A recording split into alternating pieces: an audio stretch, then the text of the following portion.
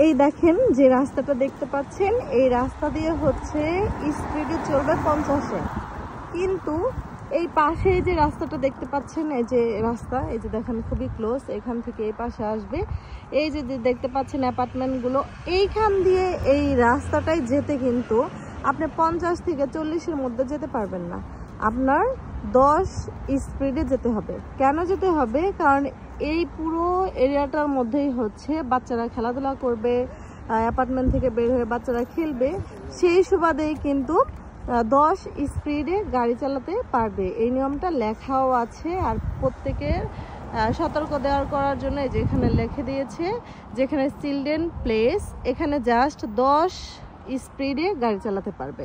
তো জেনে সবার কেমন লাগলো? একই জায়গায় পাশাপাশি রাস্তায়, এক জায়গায় 50, এক জায়গায় 10, আর এটা হচ্ছে জাস্ট বাচ্চাদের সুরক্ষার জন্য। কানাডায় বাচ্চাদেরকে অনেক সুন্দর সুরক্ষায় রাখার চেষ্টা করে। অন্য একটা ভিডিওতে কথা বলি, বাই।